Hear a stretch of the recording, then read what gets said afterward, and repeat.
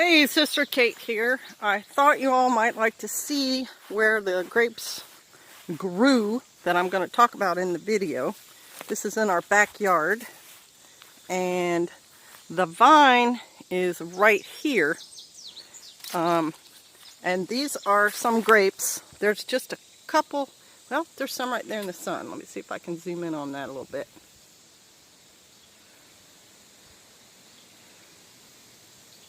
See them hanging right there?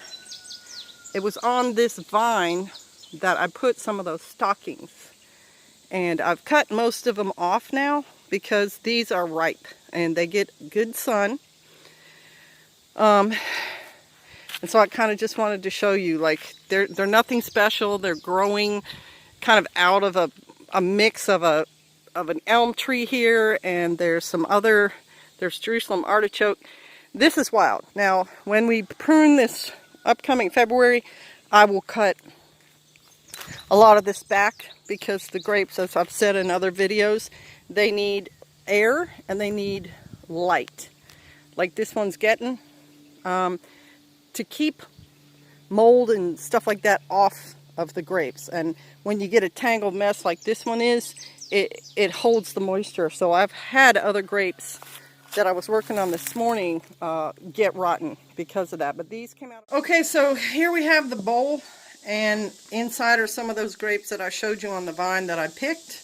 And you notice how big they are compared to the little ones I brought from Kansas. The little ones had no pruning and they didn't make big bunches. But this was what happens when you prune the vine. You get a bigger bunch. And I don't know if y'all know, I mean, this is almost ripe. This is ripe. To me, that looks like a Concord, but it's probably a muscadine. Anyway, I wanted to show you an example. I cut the bunches off that I had tied with the stockings, and this is the toe end. So I tied the top part, and we'll just look at the shape of the grapes that were in here. They look pretty good, don't they, Pastor? They look great. So they ripened through the stocking, but the stocking protected them from like birds getting at them and things like that. That's a pretty good bunch. Yeah.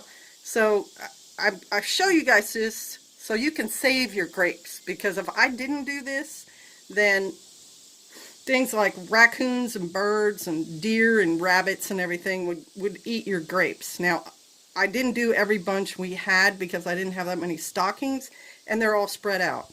But next year I'll be more organized about this and hopefully get more grapes like this than having to get those little teeny ones from up at High Prairie Acres. And we'll prune up there too.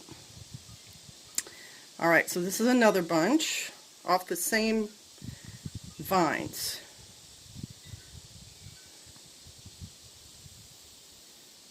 Wow. So they look okay. This one's not ripe. And this one got a little bit of the mold that's attacked my other grapes on it. So that's why these few are not in great shape. But the rest of the bunch looks pretty good. And you know they're ripe when the grapes start falling off like they are. They're just coming off as I'm handling them. That means they are ripe and ready, and they'll be going into my wine. So I have two more bunches. We don't have to go through all of them. This one I already did the bottom of. But pretty much this stocking thing works.